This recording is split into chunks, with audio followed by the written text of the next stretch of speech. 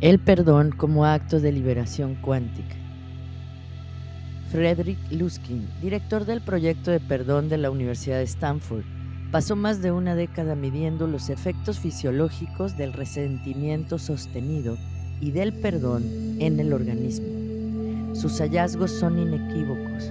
Mantener activo un resentimiento produce una activación sostenida del sistema de respuesta al estrés, con elevación crónica de cortisol, mayor presión arterial, mayor frecuencia cardíaca, mayor tensión muscular y mayor activación de los marcadores inflamatorios. El resentimiento en términos fisiológicos es una forma de estrés que el sistema paga cada vez que el recuerdo ofensivo es evocado, que puede ser docenas de veces al día. Y el perdón, que Luskin cuida de definir con precisión para evitar las confusiones habituales, produce el efecto contrario. En sus estudios con grupos de personas entrenadas en técnicas de perdón, después de 9 semanas, los participantes mostraban reducciones significativas en el número de síntomas físicos reportados, mejor calidad del sueño, mayor optimismo y, en el grupo más dramático, madres de hijos asesinados en un conflicto de Irlanda del Norte que participaron en el programa, una reducción notable de los síntomas de estrés postraumático.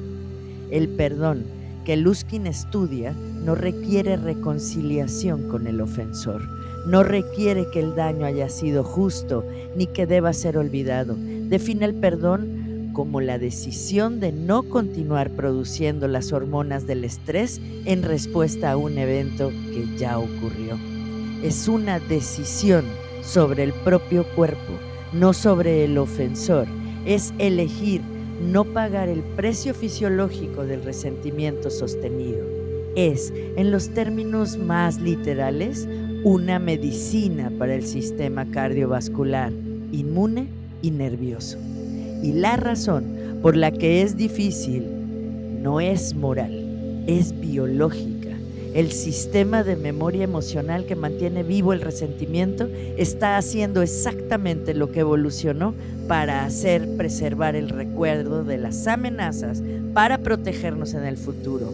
Perdonar requiere enseñarle a ese sistema que el peligro ya pasó.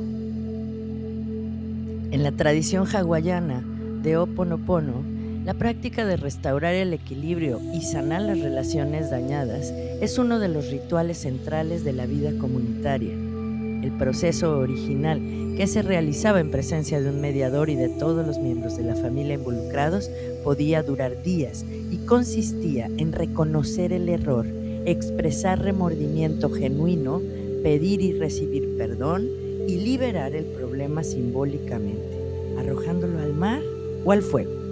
El Ho'oponopono moderno, popularizado por el psicólogo hawaiano Ihale Jiulen, significa el proceso a 4 frases que se dirigen hacia adentro. Lo siento, por favor perdóname, gracias, te amo. La historia de Jiulen es una de las más extraordinarias de la medicina contemporánea, aunque su autenticidad ha sido debatida. Según el relato, fue contratado para trabajar con pacientes en el pabellón de criminales de alta seguridad de un hospital psiquiátrico de Hawái. Sin ver a los pacientes directamente, revisaba sus casos y practicaba el Ho'oponopono sobre sí mismo mientras los revisaba, tomando responsabilidad por lo que percibía en el estado de cada paciente. 4 años después, el pabellón fue cerrado porque los pacientes habían mejorado hasta el punto en que ya no requerían internamiento de alta seguridad. Sea exactamente como se cuenta o no, la filosofía subyacente es de una profundidad genuina. La idea de que la sanación ocurre no cuando alguien arregla a alguien, sino cuando alguien toma responsabilidad radical por su propia conciencia y limpia lo que en su propio campo puede estar contribuyendo a lo que percibe en el otro. El perdón en el Ho'oponopono no va dirigido al otro, va dirigido a uno mismo. Es la limpieza del campo propio de todo lo que ha resonado con el dolor del otro. Y esa limpieza, de alguna manera, que el pensamiento causal lineal no explica completamente, transforma el campo relacional. Hannah Arendt escribió en La condición humana que el perdón es el único acto humano capaz de deshacer lo que fue hecho. No en el sentido literal de borrar el hecho del registro histórico, sino en el sentido de interrumpir la cadena de consecuencias que el daño pone en movimiento. Cuando alguien daña a otro, produce una cadena de reacciones, resentimiento, represalia, distancia, dolor sostenido que tiende a perpetuarse indefinidamente a menos que algo lo interrumpa. El perdón es ese algo, no la negación del daño, la interrupción de su propagación hacia el futuro. Arendt conectaba esta idea con la natalidad, que para ella era el concepto filosófico central. La capacidad humana de comenzar algo nuevo, de introducir en el mundo una acción que no estaba predeterminada por lo que vino antes. El perdón es un acto de natalidad en el sentido más profundo. Introduce en la cadena de causas y efectos del daño sufrido una acción completamente nueva que no estaba contenida en esa cadena. El perdonado puede comenzar de nuevo, pero también, y esto es lo que frecuentemente se olvida, el que perdona puede comenzar de nuevo. El perdón libera a ambos del peso del evento que los unió en el dolor. Jacques Derrida, en sus textos tardíos sobre el perdón, añadía una complejidad que Arendt no había abordado, que el perdón verdadero debe ser incondicional para ser perdón. Si perdono porque el otro se arrepintió, porque cambió, porque comprendió el daño, estoy respondiendo a condiciones que el otro cumplió. Eso puede ser una reconciliación, justicia, reparación, pero no perdón en el sentido más puro.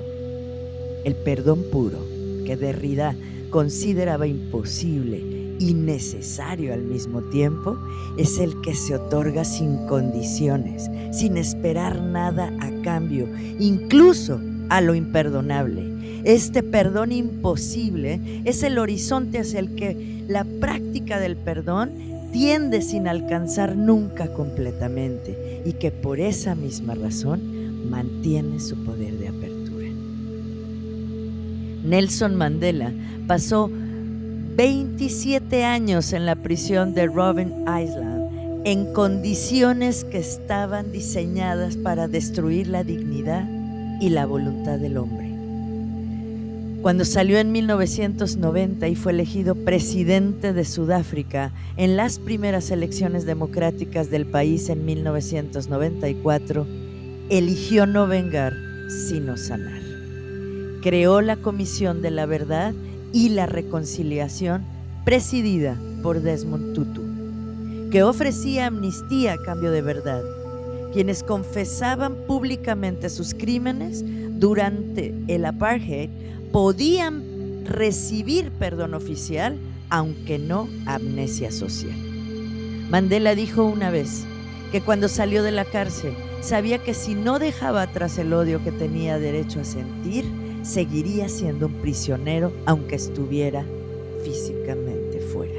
El perdón que eligió no era debilidad ni olvido, era la decisión más radical de poder que podía tomar. No dejar que quienes lo habían encarcelado siguieran controlando su estado interior desde la libertad. La Comisión de la Verdad y la Reconciliación ha sido estudiada por politólogos, psicólogos y filósofos de todo el mundo como el experimento más ambicioso de perdón institucional que la historia moderna ha producido. Sus resultados son mixtos, como todo proceso humano complejo, pero su concepción, la idea de que una sociedad pueda elegir la verdad y el perdón como instrumentos de transformación en lugar de la represalia, es un acto de creación cultural de una grandeza que los libros de historia frecuentemente no capturan en su dimensión más profunda. Mandela no fue solo un político, Fue el artista más importante de su tiempo y su obra maestra fue Sudáfrica desde el apartheid. Una obra imperfecta, inacabada, todavía en proceso, pero comenzada desde el perdón en lugar de desde la venganza. Y esa diferencia